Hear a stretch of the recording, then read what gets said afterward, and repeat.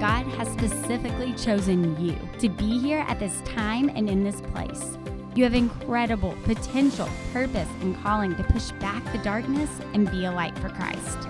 Stand for nothing and you'll fall for anything. It's time to stand your ground. This is Unapologetic.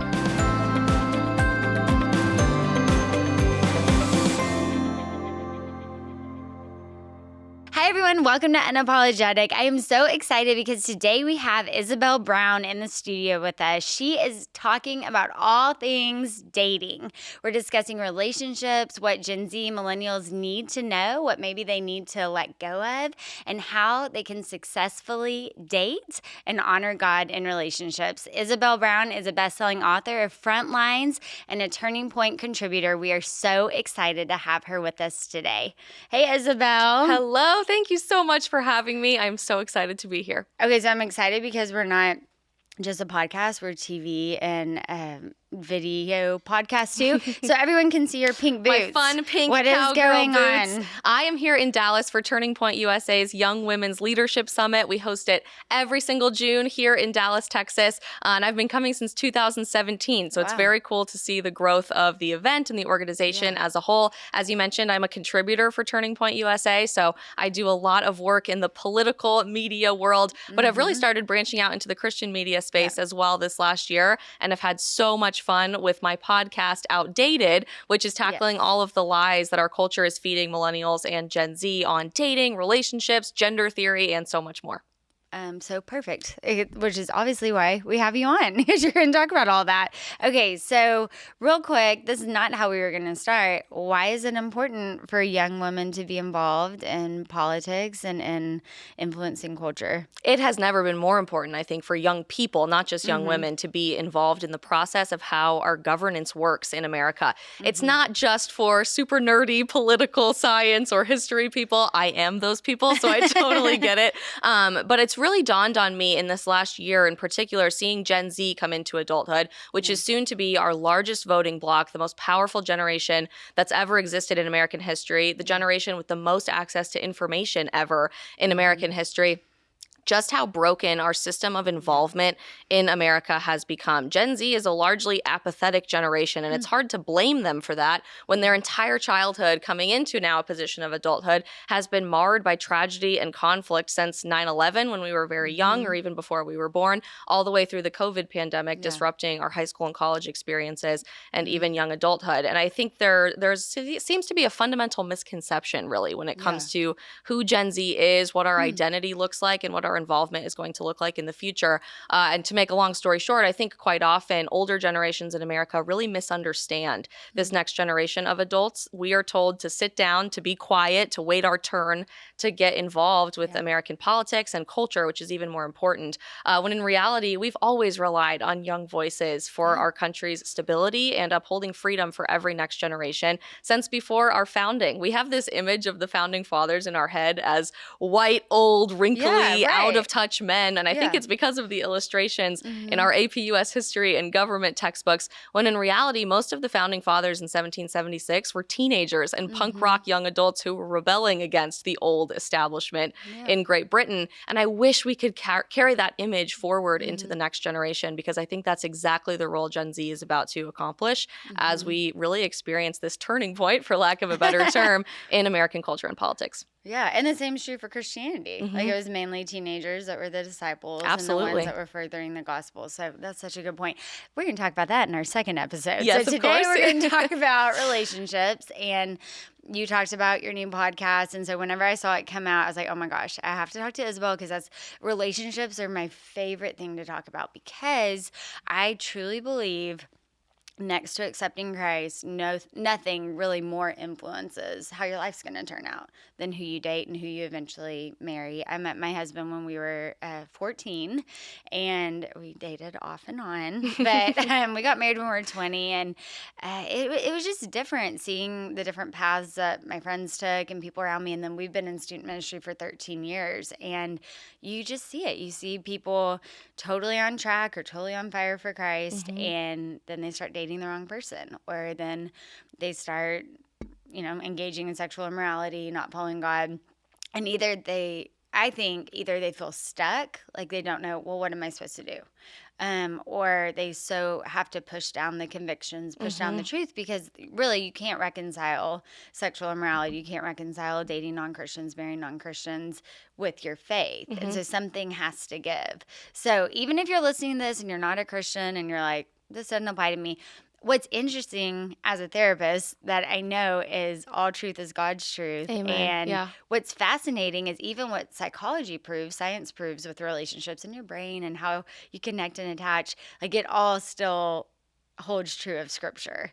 Like you are going to be happiest. You're going to be most fulfilled when you follow God's plan for relationships. So let's just talk about that. What is Gen Z doing right, and what do you think maybe they're doing wrong? We'll throw millennials into. Yeah, we love including millennials. It's great. So for clarification, I was born in 1997. I am the first year of Generation Z. I just turned 25 last week. Do you like ever kind of own millennials, or you're like, no? You know, a little bit. I do resonate with so many different things because I had so many older cousins and friends that I looked up to, and so I kind of have one foot in each world when I have two younger sisters who are also very Gen Zers. Yes, I am like 25. Right at the cutoff. I just turned 25. And so it's really interesting seeing the impact from millennials and now most of Gen Z just starting to come into adulthood, what that looks like from a relationship perspective.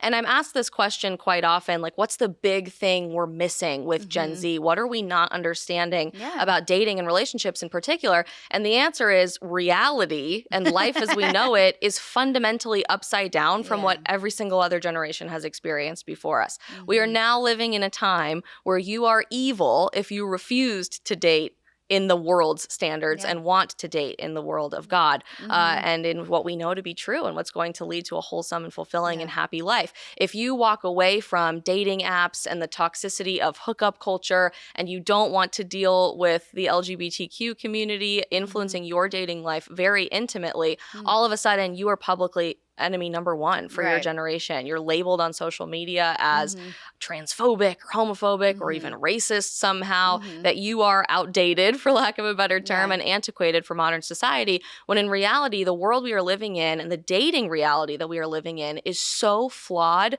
that everybody is miserable dating. And that's the big open secret that I wish everybody talked about more, because we're all experiencing that in real time. And that's exactly why I started my podcast Outdated, is I've made a lot of mistakes along the way. I'm not pretending to be an expert by any means in the dating and relationship world, but I just wished we were having these conversations because everybody is feeling the same way. Pew Research did a really interesting poll with young adults in particular these last few years, which found the vast majority of us are either unhappy in our current dating relationships, so we're not fundamentally satisfied with the person we've chosen as our partner, or we're so unhappy with how we've dated people in the past. Young adults, the vast majority of them, are choosing not to put ourselves on the dating market to begin with. So things have gone so poorly in the decisions we've made already at such a young age that we say, I'm throwing in the towel. I'm never going to give this another shot. I'm just going to spend the rest of my life alone. And I think the reason for that is because when we do enter into those relationships, it doesn't look like a healthy monogamous partnership for life where you are committing your whole self, your mind, body, and soul to another human being in that walk towards Christ. Instead, you have one foot in and one foot out all the time. That could look like polyamory. That could look like hookup culture. That could look like cheating. And that's exactly why we're starting to see the highest divorce rate America has ever seen. More than half of marriages end in divorce. And shockingly, the lowest marriage rate our country has ever seen since 1867 when we started recording marriage rates. That's when we started recording it. So until then, that was a bad year too. We never had a lower marriage rate than right now. And that's just so fundamentally sad to me. So I'm looking around at our generation and I'm seeing everybody who's miserable. All of my friends are miserable. I was miserable in so many of my relationships. And until I literally threw in the towel about a year ago and said, that's it, God, I'm done. You can pick the man that comes into my life. Here's generally what I think I would want him to be like. And I'll just wait on that. I had made so many mistakes along the way that I wish I would have just had these conversations to begin with. But as a scientist, you're exactly right. My background is in biomedical sciences. I knew that. That's why I threw that in there. I never thought I would be a podcast host or on TV or public speaking for my career. I wanted to be a surgeon. And so I studied all of this in Right. depth in terms of the psychology of dating, or even the brain chemistry and the hormones that are released through sex and intimate relationships. And it really is shocking to see how clearly the evidence lines up for exactly what God has planned for us, leading to happiness and fulfillment, and just overall a well-rounded life. Whereas everything the world is feeding the next generation right now is leading us towards a path of destruction, of loneliness, and heartbreak every single day. Well, and it goes kind of, you think it goes without saying, but whenever I talk to young people about this, like, not like I'm old, but I have, we got married when we were 20. And so we've been married like 13 years now, and we have triplets. And it was interesting because it's like people try to make it more complicated than it is. Yeah. Like, the reason that you want to date is to get married. And having sex really is supposed to be a reason that pushes you towards a motivation to get married. And whenever I worked in a intensive outpatient hospital for many years, and it was a lot of young people that were really miserable. And we really would have to look at this idea, like, why are people not getting married? But you had to think about the fact that if you're already doing everything that you would do in marriage, like, why would you get married? Yeah, I mean, it's that really communicated it's as a piece of interesting. paper, or just Right. something kind of pointless, or even something that's ultimately going to set you up for heartbreak, because statistically you're not going to beat the odds. More likely than not, something is going to cause your marriage to fall apart. So why would you put your heart in that situation to be completely devastated later on down the line, when you could just have one foot out the door at all times? And I think it's really all rooted in the fact that God has been so strategically removed from our society in every aspect, not just in dating and relationships, but in this aspect in particular. We don't push our faith towards God. We don't place our faith in the hands of Jesus Christ. Instead, we place our faith in the hands of the people that we're dating. And so we expect this boyfriend or girlfriend or husband or wife or partner to be the end all be all for us, to be the God of our life, and to pick us up when we fall down. And that's fundamentally impossible, because we're human beings. Nobody can ever live up to that standard. And I think that's why we're so let down. We're so discouraged. We're so apathetic towards marriage to begin with, because we know it's not going to fulfill the deepest desires of our hearts. We're trying to put a wedding ring into a God-shaped hole in our heart, thinking that's going to solve all of our problems. And so now marriage has really become obsolete. It's become a, why would I do that if I know I'm just going to get heartbroken in the end? Yeah, I think that's true too. Whenever I see people talk about relationships, I don't see really hardly any mention of sin and how much that really influences things. And not that I was perfect or my husband was perfect or anything, but whenever you choose to do things God's way, it's just different. I mean, we did get married young. Statistics were against us. Having triplets, statistics were against us. Different stuff in our family. But at the end of the day, like, you make a choice. And I remember when we were 20, we're like, okay, so like forever. And it was interesting because people kind of talked down to us, like, yeah, but like, you don't really know what the world's what's gonna happen in your life, and you don't really know what y'all are gonna go through. And it was just so freeing to decide, right, who cares about what's happened in the past? We don't know what's gonna happen in the future, but we're choosing to do it God's way now. And we're gonna do this. Like, this is our decision. And I don't always share this. I'm going to in this talk because of what we're talking about, and I know that there are other situations, but we just decided, like, we are not getting divorced.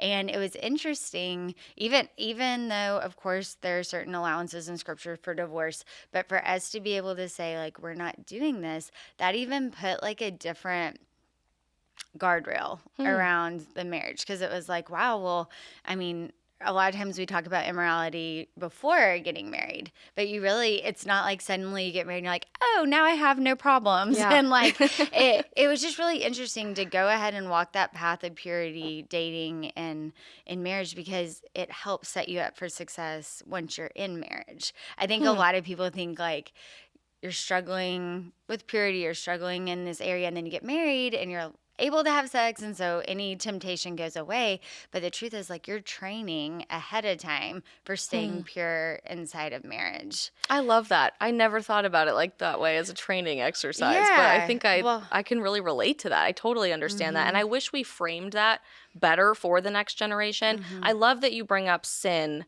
as really a heart problem that's leading to so many of these problems manifesting in relationships and dating culture at the macro 30,000 foot level, because it really does start within. It starts with the desires of your heart. It starts with you dedicating yourself to the way of God instead of the way of the world. And I think the church community in America really has done a disservice to Generation Z because we've shied away from talking about very controversial subjects that ultimately are some of the most important conversations we could be having, sex and purity culture being one of those conversations. We don't even like to use that word sex, and I'm sure if you're listening to this podcast, you may be cringing a bit. Purity. I was like, wait, I shouldn't say that because we're all against purity culture now. But in reality, if we don't talk about these things, the only place the next generation is going to be exposed to them is through the ways of the world. It's through watching hit TV shows like Euphoria, which is legitimate pornography on television. It's through following their favorite singers and celebrities and actresses on social media who are rooted in the way of the world, or maybe their favorite influencers who are talking about how great their life is now that they've changed their gender or decided to date 8 people at the same time, and why that's a good thing. It's like my nightmare. It is a nightmare. And I started Outdated largely in response to a podcast called Call Her Daddy. And I don't know if you're familiar with this podcast at all. That is not my favorite show. If you're listening, you may not be familiar at all, but it's the number 2 podcast in the world behind the Joe Rogan Experience. It's hosted by a young woman named Alex Cooper, and ultimately was created to talk about dating from a female perspective with no filter, which you think that's a great idea, right? That's a fantastic opportunity for us to have real conversations. Millions upon millions of people listen to every single episode of this podcast, and it is raunchy and horrible and encourages cheating on your boyfriend and sleeping around and having literally zero morality whatsoever, because that's all of a sudden freeing for young women in particular. You get to embrace your feminine energy and embrace, walking in total sexual immorality so that you can be free from the bondage of culture, when in reality, I think that's walking into the bondage of culture. You're walking away from actual freedom. But that is the cultural norm now. And I think that's a great illustration of what happens when people who are rooted in truth, which we know to be the truth, the way, the life, refuse to talk about controversial conversations. All of a sudden, almost all of my Christian friends I know are listening to this podcast. Really? And that becomes normal for them. And so I'm glad that we get to sit down and have this conversation today, because more church leaders and individuals with a platform within the community of the church in America need to be willing to talk about sin, and they need to be willing to talk about the temptations from the devil that ultimately lead your heart away from the truth of God. Purity culture being under attack right now. That's exactly when I grew up. So I was a teenager in the early 2000s. So that was like exactly how I grew up. And in fairness, I just want to say, like, it depends what you're talking about. But for me, like, there was a big emphasis on dating and on waiting for your spouse, and it worked out for me. Like, that was a good, so whenever I got off track or I was dating the wrong person, like, I had such a good foundation because that is what we were talking about. Now, there was basically no direction for if you messed up or if you wanted to come back to church. I mean, it really was seen as like the worst thing you can do is have sex outside of marriage. And so it didn't leave a lot of room for, well, what about people that like want to come back or they messed up and they want forgiveness, they want to start over. Then you fast forward like several years later, and I'm the girls minister at our church, and I just come from being a therapist full time, and I was working under my husband, and I had to come up with our first girls event. And I was like, I don't know what to do. Like, I did not go to seminary. I went to counseling because I just love, like, people really saying, like, I am struggling with this. How do I get help? Like, and so much of it, you'll think this is interesting. I did not set out to help people, like, with sexual anything. I was really not interested in that. Like, I was like, that is really not what I want to do. And it was fascinating how many people, like, their presenting issue was depression or anxiety or panic attacks. And almost, I mean, it was just unbelievable how much of it went back to sexual addiction, sexual abuse, like something sexual. So that really is something that Satan uses. Like God makes it beautiful. This is something that's supposed to connect us. It's supposed to be an expression of love inside of marriage. And I mean, how much Satan uses it to trap people is Amen. really amazing. But I didn't know what girls' event to do. And Ryan said, well, what do you like? I said, I like talking about dating and I like eating candy. And so we called it sugar. I love and that. it was the unofficial was talk about your current and future sugars. And we just, it was like what you're saying, like they could ask anything. I'd have them write in anonymously. But that's what people are interested in. And I think that maybe we try to over spiritualize it a little bit. Like, oh, you're worldly if you want to talk about dating or if you want to talk about sex. But it keeps people so stuck and so trapped and so out of line of God's will and what he has for them. And so what do you say to someone listening who's like, okay, I've already messed up. I already haven't done things God's way, which I can't even believe we're having to talk about I this. know. Now we're having to even define what God's way is. I just talked to someone about this. I was like, well, 1 Corinthians 6:18 says, flee sexual immorality. All other sin is outside the body, but sexual sin's against yourself. And people are even arguing what sexual immorality is. So let's talk about two things. Yeah. What do you say to someone who's listening to this, feeling shame, and they're like, I haven't done things the right way? What advice would you give? It's never too late to turn around and Yeah. walk in the other direction. I grew up in the Catholic Church, and the word repent Okay. is a very extreme word in how Yeah. I grew up. And I think it carries such a negative connotation. But I remember when I was attending Catholic high school at one of our retreats, one of the priests phrased it really well. He said the actual definition of repentance is to literally stand where you're standing, turn around, Yeah. and walk in the other direction. That's all that means. It Yeah. doesn't mean anything else. And I loved that very simple definition because it provides such a clear pathway forward for what happens when you are feeling in that stuck position of Yeah. I can never move on. I can never Yeah. go forward. The good news is you don't have to go forward. You can turn around and walk in the other direction Wow. of going forward. And I loved that image so much, especially with sexual immorality and sins in dating and relationship culture. You are not alone in experiencing that. That is absolutely the norm right now, including within the church, by the way. And I wish we had more of an open culture in having those discussions and encouraging young women in particular who often feel so silenced by the situation that they're in. They're embarrassed, they're shameful, they don't want to come forward about maybe abuse that they're experiencing or bad decisions that they've experienced, when in reality, you are never too far gone for God. God will always meet you where you are at and help hold your hand to get you to where you need to be. And so don't be ashamed. Don't be afraid to talk to somebody that you trust, to vocalize what you're feeling and what you're experiencing, because then once you bring that darkness into the light, you can be set free from it. And just remember that you're not alone. There's a huge community of other young people, the vast majority of whom are going through almost exactly the same thing you are right now. Right. I think of the verse, I use it a lot with girls. I will restore the years the locusts have eaten. And I mean, the great thing is God is outside of time and space. Like it sounds like, ooh, like something like very Stranger like, Things or "Whoa, something. how interesting. I mean, I'm like this huge TV fan. Like, and I mean, I don't watch U4. I don't know about that. But I mean, I love TV and movies. And it's always interesting to me how much we're drawn to like superheroes and everything and like this other world, Stranger Things, Star Wars, whatever. And I'm like, there really is another world. Yeah. And like as Christians with the Holy Spirit, like you really have access to it. And so it's always fascinating to me how much we're just naturally drawn to that. I when never the thought truth about it is, that like, way. it's there. Like there is another world. Like right now, Isabel and me talking, there's other stuff going on. And it's just fascinating. This is like totally a plug for this book, but it's This Present Darkness by Frank Peretti. And it's kind of like the modern Screw Tape Letters from C.S. Lewis. And it looks at this town and like what's going on in relationships and dating and marriage in the church, and then it will span out and show like the angels and the demons and like the spiritual. It sounds kind of like what, but if you like Stranger Things and you like superheroes, like the truth is we do live in different dimensions. Yes. Like there are other things going on. You choosing to stay in a relationship with someone that doesn't know Christ, like that's not just your decision, that's a spiritual decision. That's a spiritual warfare for your future. And we talk about this a lot on this show because I want girls to get a picture of 10 years down the road. I never have to worry what Ryan's telling the triplets. They are at the age of asking, how do I go to heaven? What about Jesus?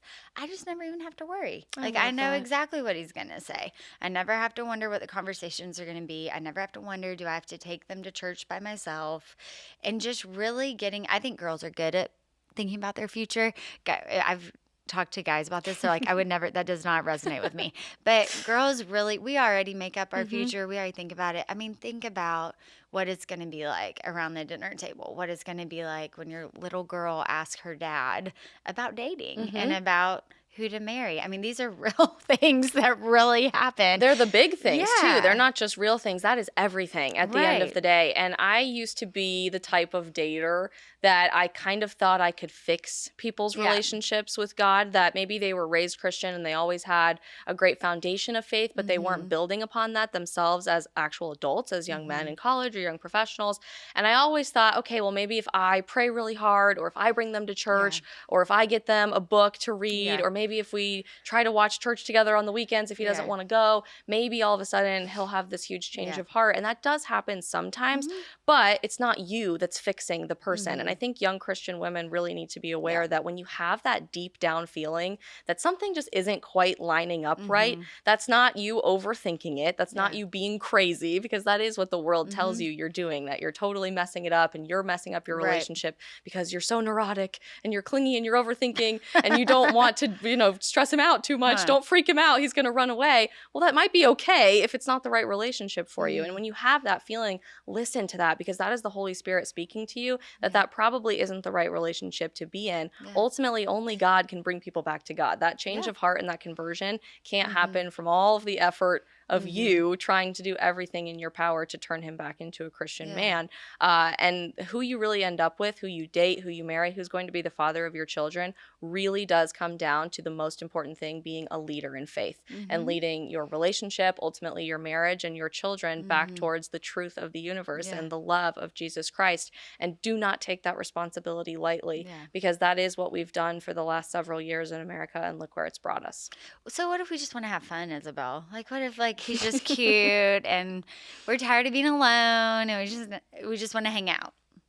Just hanging out. I hate this term so much, Julia. I'm so glad. Because this is reality for Gen Z. You never want to put a label on anything. Yeah. You're not official, but you're a thing. That's what we say when you're not actually boyfriend and girlfriend. And girls, every single one of them that I know, agonize over these young men that refuse to actually commit to a relationship. Maybe they met them through a dating app, or they've been casual friends for a long time, and occasionally they'll kiss or something, but they won't actually be boyfriend and girlfriend. That sounds terrible. It's horrible. horrible. Basically the first month, be like, are we getting married? Exactly. That's exactly where my brain goes, because that's my priority list. But we've convinced successfully an entire generation of young women, too, arguably with millennials and Generation Z, that that's normal. And that if you legitimately ask, are you in this? Are you trying to have a relationship? What is your goal in life? Are you walking towards marriage? Do you feel called towards that?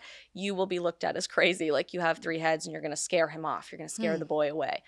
We deserve so much better than that, is my very simple response to that. You deserve a man who not only is going to commit himself to you, but commit himself to you fully, never cross any boundaries, respect you as a child of God, and love you as wholeheartedly as he possibly can, as close to unconditional love as we can get as human beings. And anything less than that is not God's plan or God's design for you. So stop trying to fit a square peg into a round hole. If a guy is interested in you, he will absolutely take the time to let you know and make sure you are aware of that, and continue proving that to you every single day. And this is just a freebie. The quickest way to get someone to commit is not to cross any lines. Yes, 100%. Because then you're more interesting than they're pursuing you. And I think, whenever we're talking about topics, I know you do lots of media and write, and I do lots of things that are similar. We are talking generally, like most Gen Z, most millennials. But I truly believe there's always a remnant. Like, I meet people all the time that don't think anything like these stereotypes that we see. And I think realizing it doesn't take like 10 guys that are eligible. It's one. Yep. And I love this. I would love to say I came up with it, but I didn't. Mark Batterson talks about this in one of his books, but that God knows everyone. So whenever we think, well, it's all up to us. Like, we have to pick the right app, or we have to pick the right young singles group, or we have to be at the right place at the right time. Like, ultimately, God knows everyone, and he's going to connect you to the person. So with that in mind, what role do women play in their relationships, in pursuit? You want to give an opinion on dating apps? Oh, yes. I have a Okay. lot of opinions on Okay. dating apps. You mentioned remnants from times long ago that are Yeah. not really relevant to today's society. I feel like one of those all the time. That's why I titled my podcast Outdated, because even Yeah. shockingly, at now 25 years old, I feel outdated by modern society, that somehow Mm-hmm. I don't really fit into what has become normal. And I think everyone secretly feels that way. I don't think anyone is really genuinely happy or fulfilled Yeah. in the way we've chosen to direct our culture in the 2020s, but we're all sort of pretending to, because no one wants to be the odd one out and to raise your hand above the crowd and say, hang on a second, I don't know if this is Yeah. really good for our generation. So that's why I started my podcast. I've never downloaded a dating app ever, which is Okay. very controversial to say, shockingly, in 2022. I don't know which way you swipe. I think I could probably guess it's a 50-50 guess. Yeah. But I do know most of my friends who have, and I very, very, very rarely have ever seen successful relationships come out of a Wow. dating app. 2 or 3, maybe, off the top of my head. And that was after many, many, many failed experiences through these apps. Ultimately, they're not encouraging reality. And I did a whole episode on my podcast of these apps about how dangerous they are, because they do put Yeah. young women in Right. positions of abuse and hurt all of the time, about how fake they are and how many things are edited and perfectly curated to feed you an image of who somebody is versus what they actually turn Yeah. out to be in reality, and just how unsuccessful they are in actually creating relationships, what the data on that looks like. So you guys can go check out that episode if you want more That'd be specifics, and we great. can spend an hour talking Yes. about that. But really, at the root, it's just not reality. It's not based in who somebody really is. Everybody has edited photos. You have a Yeah. perfectly curated bio, just like on social media, of what you want someone's first impression of you to be versus who they actually meet in real life. And it encourages not dating someone, because ultimately you are a customer of that app. Wow. Whether or not you're paying for the app, which many of them are paid services, there's advertisement revenue and other things that these companies are making money off of you for being on the app. So they have an incentive Yeah.